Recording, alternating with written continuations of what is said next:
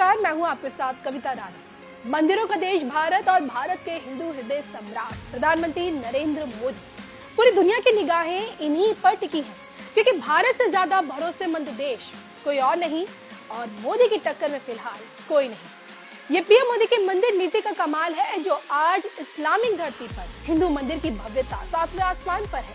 अयोध्या के बाद अब जाकर अबू धाबी की बारी आई है, क्योंकि वर्षों के इंतजार के बाद यूएई की धड़कनों में भव्य हिंदू मंदिर की भव्यता बसने जा रही है। 14 फरवरी का दिन इस्लामिक दुनिया में सनातन का उदय होगा, और जो कि देखिए मंदिर उद्घाटन मोदी के हाथों होना है, और इस कारण यूएई अभी से मोदीमय होने लगा है। अयोध्या टू अबू धाबी की ये सनातनी तस्वीर क्या कहती है, इस पर देखिए हमारी ये खास रिपोर्ट। इस्लामिक दुनिया में सनातन का उदय, अयोध्या के बाद अबू धाबी की बारी। यूएई में बनकर तैयार हुआ हिंदू मंदिर। रेगिस्तान पर पीएम मोदी करेंगे मंदिर का उद्घाटन। मोदी चले अयोध्या टू यूएई, देखे सिर्फ धर्म ज्ञान पर। 14 फरवरी के दिन 57 मुस्लिम देशों की नजरें अबू धाबी पर टिकी होगी, क्योंकि रेगिस्तान की धरती पर भव्य हिंदू मंदिर की कल्पना वैसे तो 1997 में की गई थी, लेकिन 2015 में पीएम मोदी ने इसकी घोषणा की। फिर 2019 में मंदिर की नींव रखी गई, और 5 साल बाद जाकर यानी कि आज 2024 में मंदिर का उद्घाटन होने जा रहा है। अब देखा जाए तो आज की यूएई तस्वीर सनातन संस्कृति से जगमगा रही है। आज की यूएई तस्वीर में सनातन की परंपरा झलक रही है, और आज की यूएई तस्वीर में धर्म ध्वजा का पताका लहरा रहा है। 27 एकड़ में 700 करोड़ की लागत से बना लक्ष्मी नारायण मंदिर की भव्यता को उसकी विशेषताओं से भी जाना जा सकता है। जी हाँ, 18 लाख ईंटों से मंदिर का निर्माण अपने आप में कितना खास है, आइए आपको बताते हैं इसकी विशेषताओं के बारे में। नागर शैली में बने मंदिर के बाहरी हिस्से में 96 घंटियां लगाई गई है। जी हाँ, मंदिर के लिए इटली से संगमरमर का पत्थर लाया गया और राजस्थान से गुलाबी बलुआ पत्थर। यूएई की भीषण गर्मी में भी इन पत्थरों का कुछ नहीं होने वाला है। एशिया का सबसे बड़ा मंदिर है, और जिसकी ऊंचाई 32 मीटर, लंबाई 79 और चौड़ाई 54 मीटर है। जी हाँ, मंदिर को पूरी तरह बनाने में 18 लाख ईंट का इस्तेमाल किया गया है, और आज समूचा ये जो पूरा का पूरा मंदिर है 402 स्तंभों पर टिका हुआ है। मंदिर में 2 केंद्रीय गुंबद है और 7 शिखर है। ये सातों शिखर 7 अमीरात के प्रतिनिधित्व है। जी हाँ, मंदिर में एक विशेष स्तंभ है जिसे स्तंभों का स्तंभ कहा जा रहा है, क्योंकि इसी में 1400 नक्काशीदार छोटे स्तंभ हैं। मंदिर की नींव में 100 सेंसर, पूरे क्षेत्र में 350 से ज्यादा सेंसर लगे हुए हैं, जो तापमान, भूकंप, दबाव से जुड़े तमाम डेटा देते हैं। मंदिर में 12 ज्योतिर्लिंगों से लेकर प्रभु राम, माँ सीता, लक्ष्मण, हनुमान जी, शिव पार्वती, गणपति, कार्तिकेय, भगवान जगन्नाथ, राधा कृष्ण, तिरुपति बालाजी, भगवान अयप्पा, पद्मावती और साथ ही साथ अक्षय पुरुषोत्तम स्वामी नारायण, स्वामी गुणितानंद की भी प्रतिमाएं इस मंदिर में स्थापित की गई हैं बकायदा।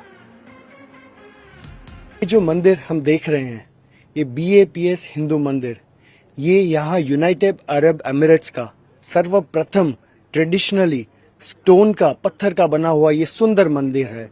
ये जो मंदिर है वो पिंक सैंडस्टोन जो राजस्थान से आता है और व्हाइट इटालियन मार्बल उससे बना हुआ ये पूरा मंदिर है, जो 7 शिखर का है। और 7 शिखर इसलिए बनाए गए हैं, ये हमारा एक तरीका है, यहाँ के जो नेता हैं उनको आभार मानने के लिए हमने ये 7 एमिरेट्स बनाए, 7 स्पायर्स बनाए हुए हैं। और दूसरा कि ये जो मंदिर है वो सभी कम्युनिटीज को, सभी फेथ को एक साथ में लाके एक हार्मनी का काम करता है। दैट्स व्हाई वी कॉल ये मंदिर को हम spiritual oasis of global harmony भी कहते हैं। तो अबू धाबी की धरती पर भव्य हिंदू मंदिर का निर्माण इस बात का सबूत है कि मोदी है तो हर चीज मुमकिन है। अयोध्या के बाद पीएम मोदी का काफिला अब अबू धाबी लैंड करेगा।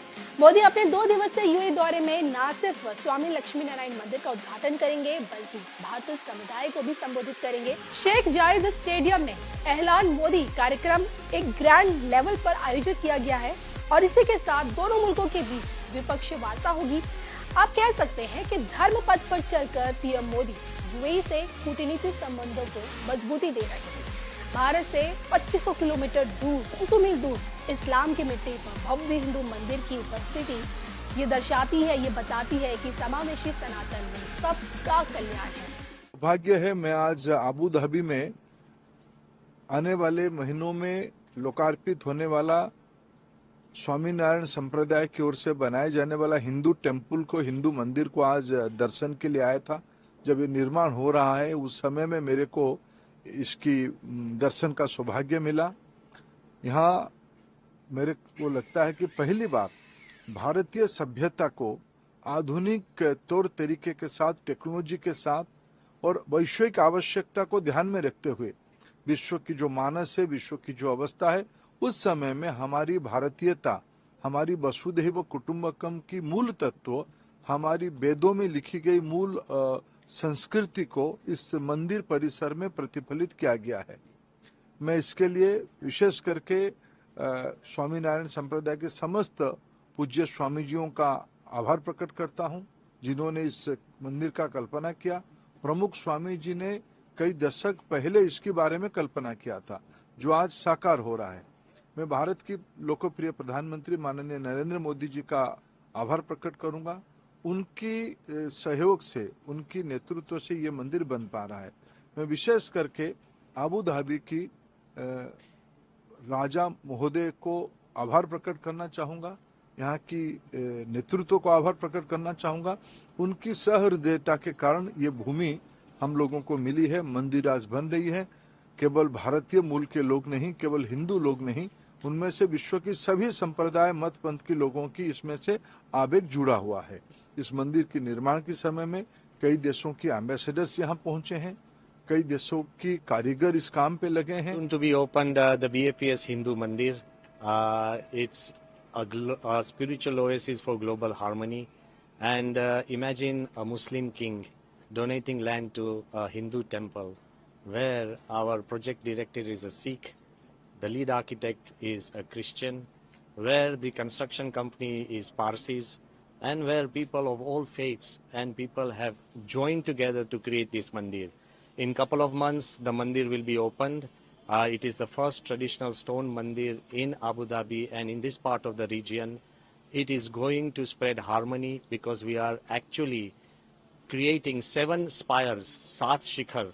उसमें हमारे जो मुख्य देवताओं है वो भगवान श्री स्वामीनारायण, भगवान श्री कृष्ण, राधा कृष्ण, श्री सीताराम, श्री शिव पार्वती, श्री अयप्पा जी, श्री तिरुपति बालाजी एंड जगन्नाथ जी, वो सबकी मूर्तियां होगी और सबकी कहानियां वो मंदिर में कार्व करके वो दीवार में रखी है मंडोवर में, वो भी आप देख सकेंगे। This will be a place where the waters of Ganga, Yamuna and Saraswati will be brought, and it has been a great journey because of the deep spirituality of Pramukh Swami Maharaj and Mahant Sai Maharaj, the great generosity of the rulers of this land, His Highness Sheikh Mohammed bin Zayed Al Nahyan, and also the integrity of India's Prime Minister, Shri Narendra Bhai Modi, who has constantly supported. So everybody from across the world, bhakta ho, leaders हो और community और volunteers एक होकर ये मंदिर बना रहे हैं, तो वो couple of months में उसका उद्घाटन होगा।